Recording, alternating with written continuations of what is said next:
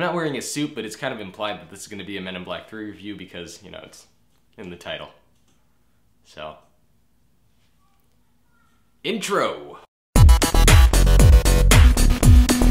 Hey everybody, it's the Fricken Film Critic here, and today I'm going to be reviewing the movie Men in Black 3. So Men in Black 3 is the third installment in the Men in Black series, and it follows Agent J, played by Will Smith. Will?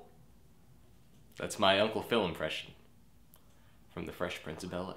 Whose relationship with Agent K, his partner at the Men in Black agency, has recently hit a bump in the road that is their friendship. And it turns out it's because K is worried that an intergalactic space criminal, played by Jemaine from Flight of the Conchords, Present, who K put away years ago, is going back in time to kill K before K puts him away. In jail. Now it's up to Agent J to go back in time and stop this from happening, which results in him teaming up with a younger version of Agent K, played by Josh Brolin. Will they succeed? Well, that's why the movie exists, for you to find out. So go see it. No, I'll tell you why you should or shouldn't right now. I thought Men in Black 3 was surprisingly entertaining and just good fun. Will Smith as the lead is always a good choice because he's always got that fresh Uncle Phil. That's my Will Smith impression. From The Fresh Prince of Bel-Air.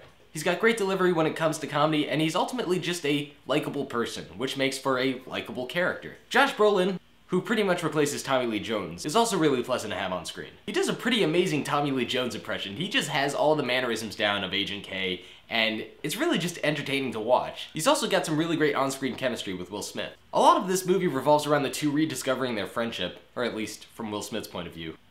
And so the fact that there's some really great camaraderie between the two makes the movie all the more enjoyable to watch. And fun. The direction in this movie itself is also pretty solid, given that the movie takes place in the 60s, because, you know, time travel.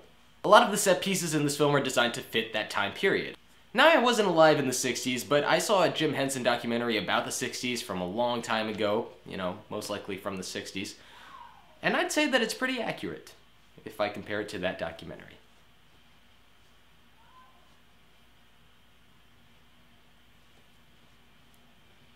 Now for the bad. The movie isn't necessarily the best that it could be. It's just an okay movie, and for these reasons. Now, Jemaine Clement played the villain, and I'd say that he's pretty wasted in this movie. He isn't really given that much to do, and the villain itself is very weak. His only motivation, well, at least his main motivation, for wanting to kill Tommy Lee Jones' character in the past is the fact that he cut off his arm or shot his arm off. It's never really even clear what actually happened to his arm. He's not only poorly developed, he's also just not very interesting to watch. He wasn't the only weak character though. A lot of other characters in this movie are either annoying or just, you know, pointless. Like, there's one character played by Larry Gopnik. There was a relationship between K and O that I didn't think was very well developed. But hold on now, I think I'm getting a little bit ahead of myself. This is a Men in Black movie. There are certain standards that have to be set for certain movies. This one was only meant to entertain, and I'd say that it definitely did its job. The script itself was invented enough to keep me entertained for about an hour and 50 minutes, you know, whatever the runtime this movie was, with dialogue that took advantage of the situations that these characters were placed in, specifically the ones dealing with the racial differences during the 60s. It leads to Will Smith saying some pretty funny things. I don't really have much to say on the other two movies because I saw them like a really long time ago, but I'm going to give Men in Black 3 3 out of 5 stars. So if you like this review and you want to see more reviews from me, click that little button up there that says subscribe. That'd be pretty cool, and I would know, because I'm not just cool.